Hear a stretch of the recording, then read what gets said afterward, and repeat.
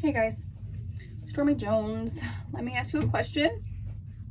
Epidural, or would you just endure the pain? What are your thoughts when you hear epidural? Are you for them? Are you against them? I would like to take a few minutes of your time to discuss some misconceptions that surround an epidural. I think that this would be beneficial to expecting or new parents. Let's start from the beginning, which happens to be in 1885 in New York.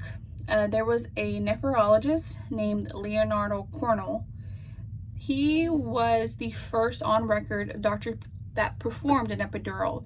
So he had a male patient that had suffered a spinal injury. So Dr. Cornell actually injected cocaine into the patient's spine to give him some relief. A century later, I'm going to fast forward, a century later, the technique has evolved, okay, to say the least, and the epidural actually became one of the most commonly used procedures for pain relief. Let's discuss how the epidural is performed. It's used in the hospital or surgery center. It's usually placed by an anesthesiologist. The epidural, like I said, could be used for many medical reasons, pain management, but for this purpose, we're going to focus on labor and delivery. I think it would be beneficial for new parents. So, how is the procedure performed? A small flexible tube is placed outside the membranes, which is part of your spinal cord. This tube injects nonstop medication, which prevents pain signals traveling to your brain. Possible side effects: is it safe? The risk, always a question that new parents have, and I understand. So the pain signals that we just kind of briefly talked about are called beta endorphins. These are stress hormones that women experience while in labor.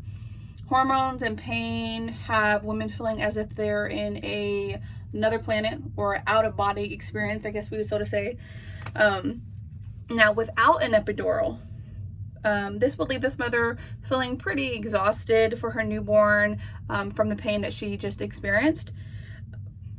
Now, with the epidural being placed, this will give the mother an opportunity to be more alert and present for the birth. Now, once the epidural is placed, there are some risks. Just like any other medical procedure, there always comes with risk. You could possibly experience hypertension, which is a sudden drop in yours or your baby's blood pressure. You're also going to have limited mobility when it comes to your lower body.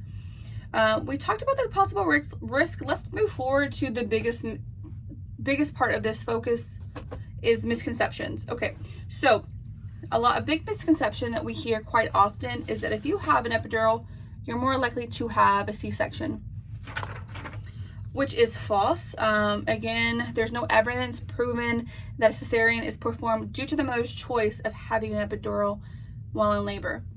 The epidural can slightly slow the labor process down. Another big misconception that we hear is that the medication that is placed in an epidural is transferred to the baby.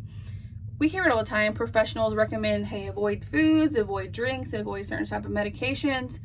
There had been some studies placed and research performed on the umbilical cord, the blood that came from the umbilical cord after the epidural. There's been little to no medication in that blood. So that's why we feel like it's safe for you to go ahead and have that epidural. Another big misconception that we hear is nerve damage or chronic back pain from where the placement of the epidural. Again, this is a temporary relief. Once stopped, you should regain all your mobility. When it comes to conclusion, when it comes to epidural, it's something that I struggle with as a mother. I've had both a natural birth and an epidural birth. I would suggest that all women do their own research, okay? Educate yourself, and do not be pressured by others' opinions. So would you embrace it, or would you use the resource provided to you?